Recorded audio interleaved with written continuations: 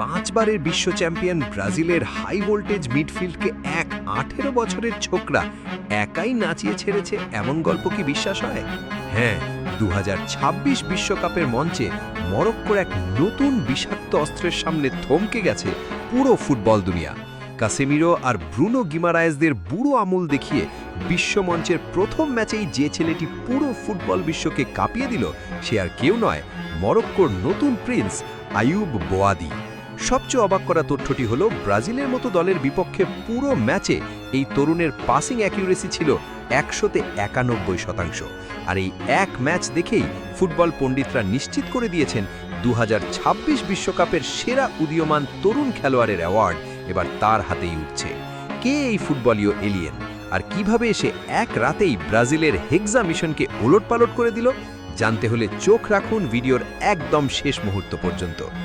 Sports বার্তা 24-এর বিশেষ analysis ভিডিওতে আপনাকে স্বাগত। ফুটবল বিশ্বে কিছু নাম আসে ক্ষণিকের আলো ছড়াতে, আর কিছু নাম আসে ফুটবল ইতিহাসকে নতুন করে লেখার জন্য।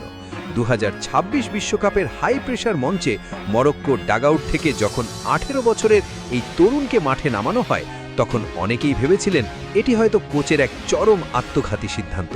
কিন্তু মাঠের সবুজ ঘাসে পা রাখতেই বোয়াদি প্রমাণ করলেন, আমি ভবিষ্যৎ নই, আমি বর্তমান।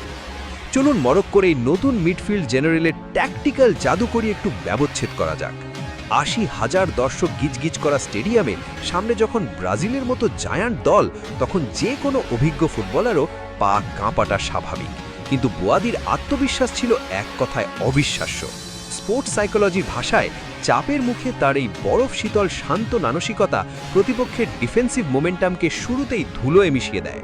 বল পায়ে যখনই তিনি স্পেস পেয়েছেন, তখনই নিখুঁত পিন পয়েন্ট পাস আর থ্রু বলে ব্রাজিলের রক্ষণ বিভাগকে ফালাফালা করে দিয়েছেন। কিন্তু এখানেই শেষ নয়।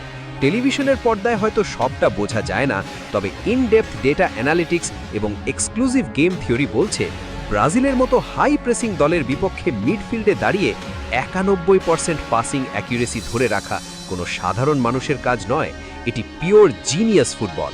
বোয়াদির সবচেয়ে বড় শক্তি হলো তার অফ দ্য বল মুভমেন্ট, অর্থাৎ বল ছাড়া মাঠে কোথায় পজিশন নিতে হবে, কখন প্রতিপক্ষকে হাই প্রেস করতে হবে, আর কখন ম্যাচের রিদম ধীর করতে হবে, সব কিছুই যেন তার মস্তিষ্কের জিপিএসে আগে থেকেই প্রোগ্রাম করা ছিল।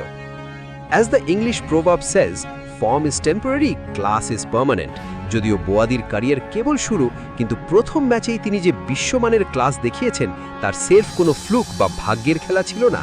আর এই কারণেই ম্যাচ শেষ হতে না হতেই ইউরোপের এলিট ক্লাবগুলোর ট্রান্সফার রাডারে 1 নম্বর নাম এখন আইয়ুব বোয়াদি। বিশেষ করে মিকেল আর্তেতার আর্সেনাল নাকি এই মরক্কান ডেস্ট্রয়ারকে এমিরেটসে ওড়াতে ইতোমধ্যেই কোমর বেঁধে নেমে পড়েছে। মরক্কো গত বিশ্বকাপে সেমিফাইনালে উঠে রূপকথা লিখেছিল, আর এবার 2026 বিশ্বকাপের মঞ্চে সেই রূপকথার দ্বিতীয় খণ্ডের মূল নায়ক হতে যাচ্ছেন এই তরুণ। তিনি শুধু একজন ফুটবলার নন, তিনি মরক্কোর নতুন প্রজন্মের এক অবাধ্য শক্তির প্রতীক। প্রবাদ আছে, উঠতিমূলক পত্তনেই চেনা যায়। বোয়াদির ফুটবলীয় জাত চেনা হয়ে গেছে প্রথম দিন থেকে।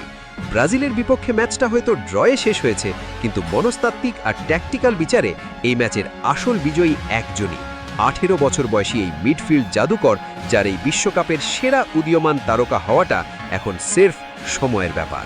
তাহলে ফুটবল প্রেমীরা, ব্রাজিলের বিশ্বমানের মিডফিল্ডকে একাই বোতলবন্দি করে রাখা এই মরক্কান ওয়ান্ডার কিডের খেলা আপনাদের কেমন লাগলো? সে কি পারবে মরক্কোকে এবার আরও বড় কোনো স্বপ্ন দেখাতে? ঝটপট নিচে কমেন্ট বক্সে আপনার মূল্যবান মতামত আমাদের জানিয়ে দিন। ফিফা বিশ্বকাপের প্রতিটি ম্যাচের in-depth tactical analysis, live update আর ইনসাইড স্টোরি সবার আগে পেতে এখনই সাবস্ক্রাইব করুন আপনার বিশ্বস্ত প্ল্যাটফর্ম স্পোর্টস বার্তা 24। দেখা হচ্ছে পরের ভিডিওতে। ধন্যবাদ।